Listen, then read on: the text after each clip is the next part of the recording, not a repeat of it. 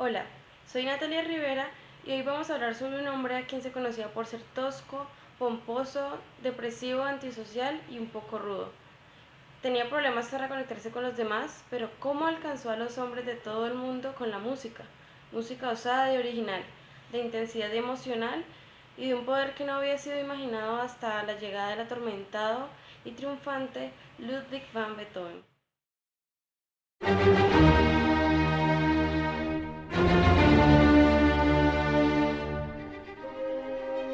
La música de Beethoven ha cautivado a audiencias durante 2 siglos. Beethoven luchó contra la sordera, abusos y desamores. Pero la música siguió sonando en su cabeza. Sus pasiones salvaron su vida y cambiaron la música para siempre. Ludwig van Beethoven nació en una familia de músicos en el pueblo de Bonn, Alemania, en 1770 durante el siglo XVIII. La rebelión estaba en el aire y pronto se propagaría por toda Europa.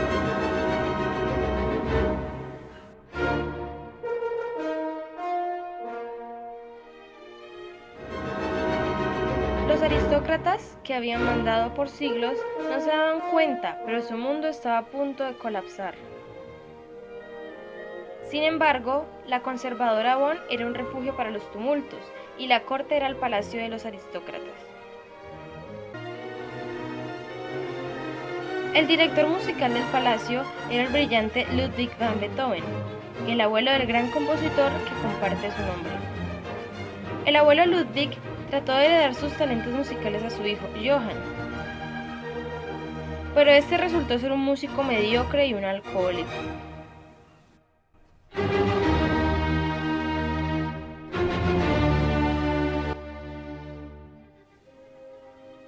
Johann y su amorosa esposa María tuvieron 3 hijos: Ludwig el mayor, Caspar y Nicolás. El tímido e intenso Ludwig mostró tempranos signos de talento musical. Su padre se propuso enseñarle el piano, pero las lecciones fueron muy crueles.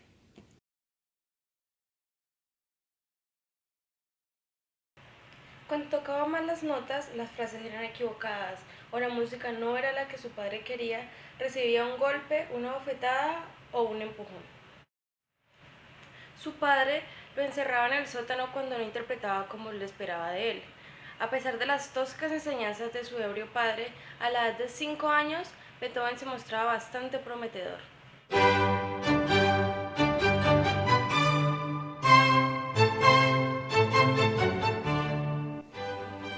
Su padre soñaba en convertirlo en el siguiente Wolfgang Amadeus Mozart. Unos años antes, la familia de Mozart había recorrido toda Europa con su prodigio de 7 años, dando conciertos y recolectando fama y fortuna. Johann Beethoven pensó que tenía otro Mozart en sus manos y esperaba sacarle provecho. El joven Beethoven era talentoso, pero musicalmente no era un Mozart. Más que la inspiración, predominó el castigo físico.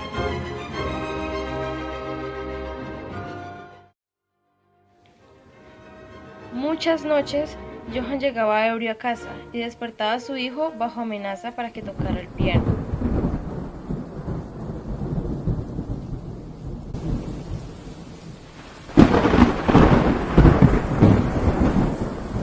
El ambiente abusivo de Beethoven tuvo consecuencias duraderas. Se alejó de su vida familiar y de sus compañeros también. No se concentraba en la escuela, pero se entregaba pasionalmente a practicar el piano.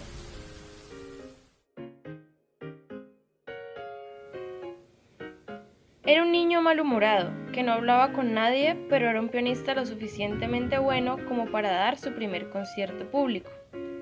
A la edad de 7 años dio su primer recital, siendo un éxito.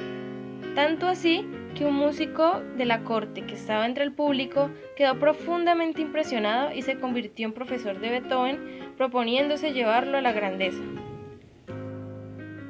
Su tutor le enseñó la música de maestros como Johann Sebastian Bach y Haydn.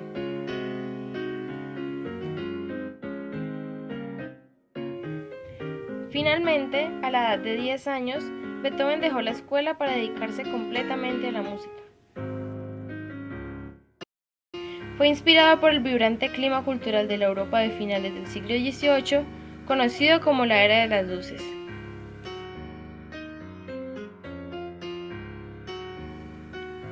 Intelectuales populares y rebeldes como Immanuel Kant y Voltaire predicaban sobre libertad y luchaban contra los aristócratas, que habían gobernado Europa durante siglos.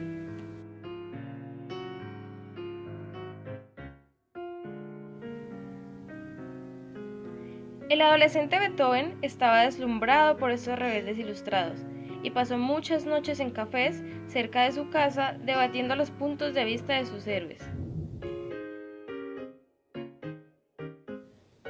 Creció en una época donde se podía hablar y pensar libremente por primera vez. Ello le permitió romper las reglas en la música, tal como lo hacían los demás en otras áreas.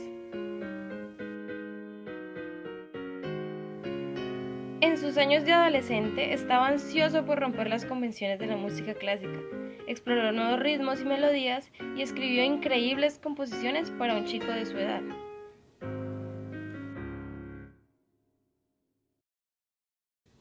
Beethoven dijo: "No más música como entretenimiento".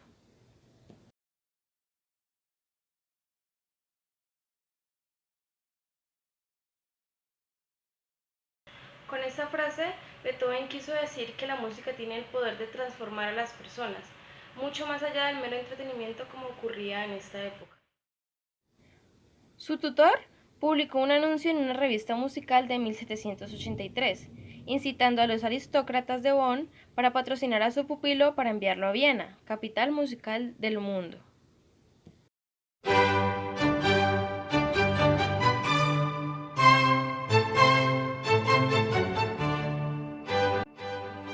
Finalmente, en 1787, un grupo de la nobleza juntó su dinero para su floreciente estrella. Viena en 1787 era la indiscutible capital de Europa.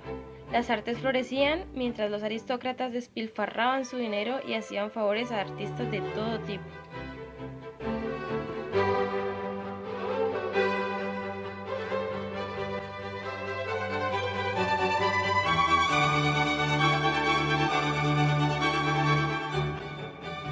Beethoven quería conocer al reinante músico de la música clásica, Wolfgang Amadeus Mozart, tanto así que tuvo la valiosa oportunidad para tocar para el gran maestro.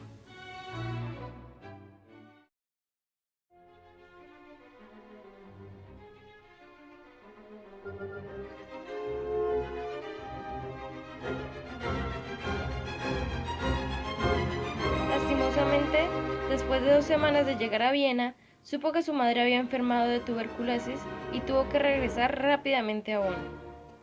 Ese verano, la madre de Beethoven murió, así que 2 años después, con 18 años, se convirtió en cabeza de la familia, responsable de sus 2 hermanos menores y un padre alcohólico al que despreciaba.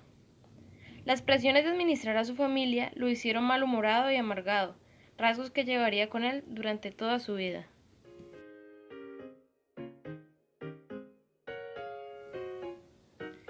Con las finanzas un poco más seguras, gracias a un trabajo que consiguió tocando la viola en la corte de Bonn, tenía tiempo para componer intensamente.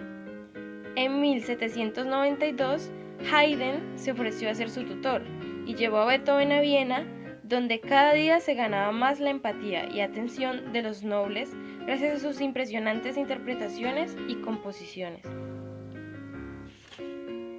Por lo que lo empezaron a subsidiar patrocinadores de la aristocracia, siempre dejando muy claro que era un creador que trabajaba no para quien le paga, sino para su propia musa.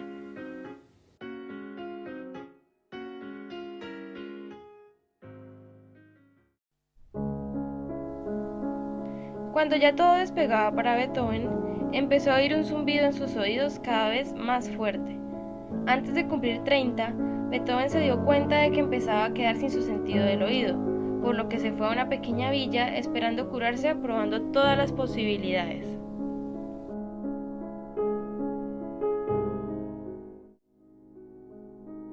A pesar de toda su tristeza, Beethoven tenía una chispa de optimismo y un increíble poder creativo. Con más de 30 años, escribió una serie de obras maestras, incluyendo sinfonías, sinfonías, sonatas y conciertos. Dentro de estas encontramos las sonatas para violonchelo y piano de Beethoven.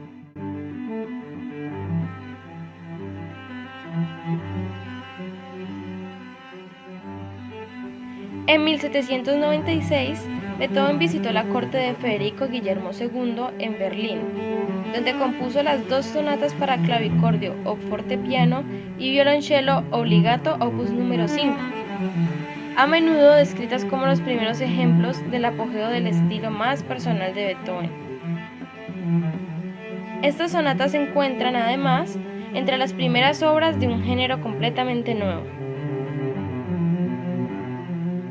La función del violonchelo en obras como por ejemplo los tríos con piano de Haydn y Mozart había sido principalmente el apoyo del piano en su registro más grave y más débil. Beethoven transformó la sonata para piano e instrumento acompañante en un género totalmente nuevo, cuando escribe para el hermano menor de Jean-Pierre, Jean-Louis Duport, entre 1749 y 1819. Por lo anterior, Duport crea uno de los primeros métodos para cello exhaustivos y sistemáticos, rica fuente de información sobre cuestiones técnicas y estilísticas, influenciando considerablemente a las generaciones posteriores. A lo largo del tiempo, una serie de violonchelistas empezaron a modificar sus instrumentos debido a la gran revolución de estilo e interpretación de las obras de Beethoven, donde se utilizaban desde registros graves hasta registros agudos.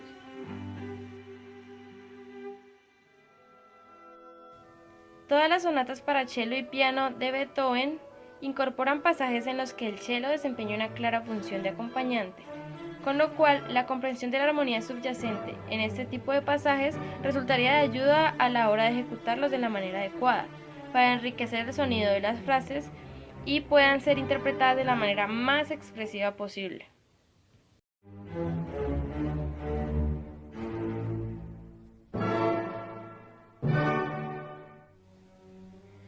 Además de las cuestiones interpretativas acerca del estilo y la técnica, los actuales intérpretes de las sonatas para violonchelo deben solventar los problemas que presentan los propios instrumentos.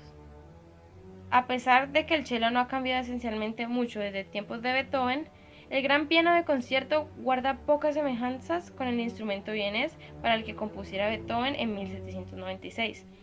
De modo que el cambio fundamental de cantidad y calidad de sonido relativas afecta la textura global del conjunto en un modo significativo.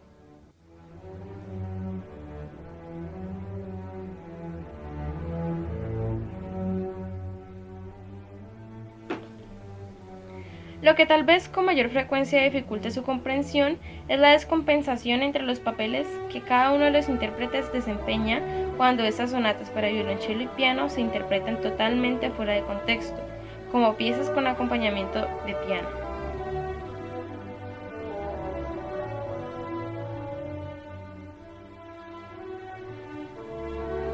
A pesar de todas estas modificaciones, las sonatas para violonchelo y piano de Beethoven se siguen interpretando con las grandes ansias de hacerle tributo y mérito a este gran compositor, músico y artista.